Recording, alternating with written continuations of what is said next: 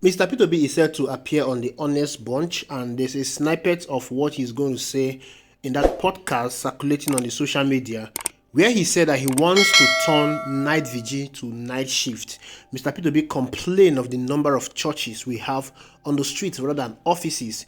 He complained about the number of hours Nigerians spent praying in churches and other religious centers rather than using that for productive venture.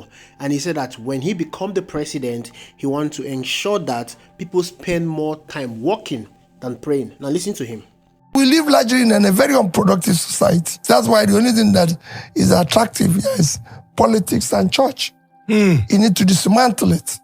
And we're going to turn night vigil into night shift so people can be productive. I go to church, I believe in God. Yes. But we cannot have people Monday to Friday be in church morning and night. No. If I go from here now to my house, the only signboard you see is signboard of churches. You go to the east, it's burials. That's not the country.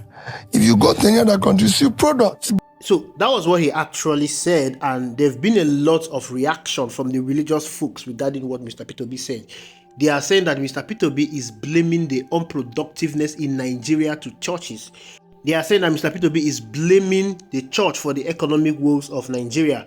One of such persons that came out to criticize Mr. P2B over the video you just watched is a son of the General Overseer of Mountain of Fire. And there were several comments in that his tweet supporting him, and as you can see, this person is saying that prayer is the reason why Nigeria is where it is today, that prayer has been keeping this country till date. Well, many of the comment there is what you expect from typical religious folks in Nigeria. I don't know if maybe they do not understand the angle Mr. P2B is coming from, or maybe they needed a 1 hour section with him for him to explain what it means. From that snippet alone, if you understand the concept of productivity, you will know where Mr. P2B is going to. Before I continue with what Mr. P2B said, I want you to listen to this particular pastor. This video filtered the airways around June this year. He said the same thing that Mr. P2B is saying. Listen to him. In conclusion, please, I want to beg you, in this church, like he said, engage in business. Stop wasting economic hours in church. You know what we call economic hour? Somebody going to mountain. This is June now. Some people, they enter into mountain on 31st of May. They come back 8th of June. Which God are you begging? Is it so wicked? If she has shop, she locked that shop for 8 days. And she's expecting transformation. And she considered that one faithfulness. Every member of this church, if you're a businessman, immediately after this service, go and open your shop. If you're in abroad, after the service, you go to your work and clock in. People work on Sunday. God never sent them to hell because of working on Sunday. What of doctors and nurses? Somebody now, he pray overnight. Then he get to place of work, start dosing. You have a place of work. You now go Vigil. You are now dosing. They're supposed to sack you. You're not faithful. Why should you be dosing in an official hour? We used to be foolish in those days. Now say we are going for a whole week conference. We obtain leave or we obtain permission in the place of work. Go and do that one in USA. Before you come, they have replaced you. Stop using economic hours. God is not wicked. God is love. No, there are poverty in our land. But if you can still walk, you will eat. Somebody who's supposed to rest and the body recuperates in preparation for Monday walk. We now be leaving Fiji by 3 a.m. Then when he's supposed to transfer 3,000, he transferred 300,000 because he was dosing. He now say devil. This is not devil. You don't rest. It's not devil. It's you. You are too careless. We learn it here. They gain by being faithful. Take time to know about your business. Stop wasting economic hour to pray. God is not wicked. He has blessed us. Look at a very bright weather. Look at the green vegetation. Look at the air that we are breathing in. Abundance of green plants, resources, they are everywhere. Take your time. Now, that is the truth. Everything that Mr. P2B has said and what this man has said, it is the truth of what we are experiencing in Nigeria today. None of the people that are criticizing Mr. P2B now will deny that when you walk from one street to another street in this country, you will count more churches than offices. In a situation where you have more churches than offices in a society, that is a recipe for disaster. Aside counting many religious houses like the mosques, the church, other thing you will see on the street more than offices are political offices. That's the reason why Mr. P2B said that politics and religion activities are the most productive venture in Nigeria. And this year is the bane of our economic woes. Most Nigerians have replaced their economic hours to religious hours. They go to churches, they go to mosques to pray to God for what their government ought to provide for them. 90% of what Nigerians go to these religious centers to ask God for is what their government can't provide for them. For instance, most of the things they pray for is for God to heal them, for God to give them good health. With all the prayer of good health and healing, Nigerian life expectancy is pegged at 56%. The US and the UK life expectancy is pegged at 79 and 81% respectively. But Nigeria pray the most. In fact, Nigeria is the second most prayerful nation on earth. Nigerians spend more time praying than working. How come all their prayers over the years have not increased their life expectancy? Do you know the reason? Because prayer cannot take the place of hospital. I came across a post on Twitter when someone said that his friend had an asthma attack and someone close by called an emergency number. Within 5 minutes, ambulance came to the scene. He said nobody prayed, nobody spoke in tongues. After some examination from the doctors, they move him into the ambulance and within some minutes, the person recovered effectively. If that situation had happened in Nigeria, the first thing the people around there would have done was to pray for that person. The reason why they will choose to pray for the person is because they do not have access to good medical facilities. If there was good medical facilities available, the first thing they would have done is to call the ambulance. But simply because that is not available in Nigeria, they spend more of their time praying to God to give them what they would have gotten without even disturbing God in prayer.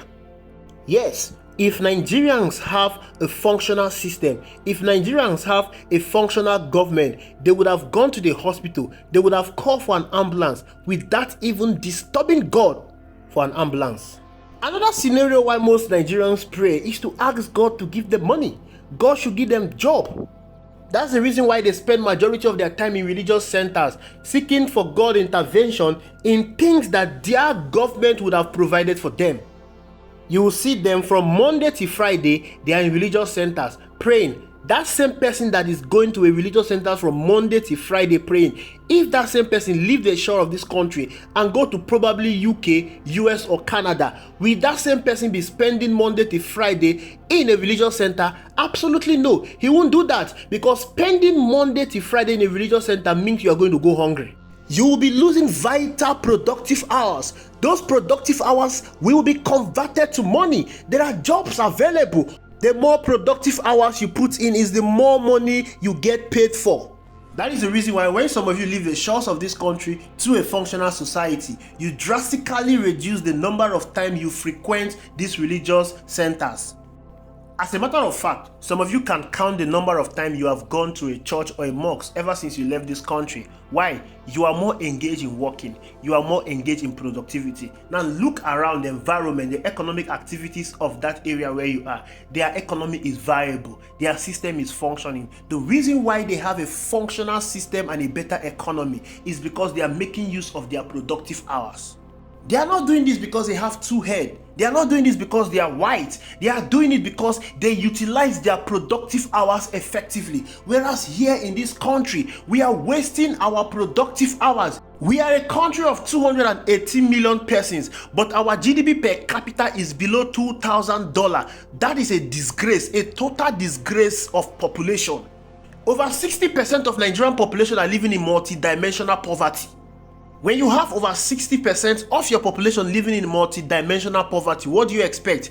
These people will frequent religious centers because they want to seek the help of God. They want God to take them away from their misery. They want God to take them away from their poverty. These religious centers become their only hope and their refuge. Imagine channeling 30% of these Nigerians living in multidimensional poverty into productive venture. Imagine what it will do to our economy. If you need to understand what it means to engage people into productive venture, look at India for instance. India has a larger population than Nigeria. India before now has larger people living in multidimensional poverty. It was being alleged that most Indians were actively involved in fraud. They had a prime minister that is visionary. He turned their fraudulent activities into a productive venture. From 2005 to 2021, India lifted 415 million persons out of poverty. 415 million persons out of poverty. Their government was able to do this by channeling the energy of the youth into productive venture. In the same space of 15 years, Nigeria has thrown into poverty over 135 million persons. While India is lifting 450 million persons out of poverty, Nigeria has thrown into poverty 135 million persons. But Nigeria is praying more, India is praying less. Search any subject that you want to learn on this YouTube. 6 out of the 10 persons that YouTube will recommend to you to teach you that subject are Indians. They are Indians because they use their productive time to learn productive things. They didn't use it for prayers.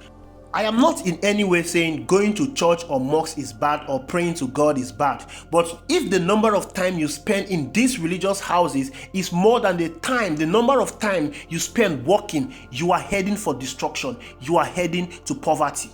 And that is where Nigeria is currently. We spend too many time doing unproductive venture. That is the reason why the country is not moving forward. That is the reason why the country is not growing. And this is what Mr. P2B is saying. Rather than spending more time in night vigils, I want to turn these hours into productive hours.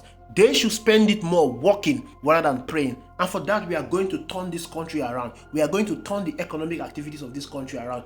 To those of you blasting Mr. Peter Obi, just pray that God will give you an opportunity to exit this country and go to another country. Let me see if you will have that time you're having now to go to these religious houses to pray and do all manner of religious activities rather than working. Thank you for watching. I will see you in the next video.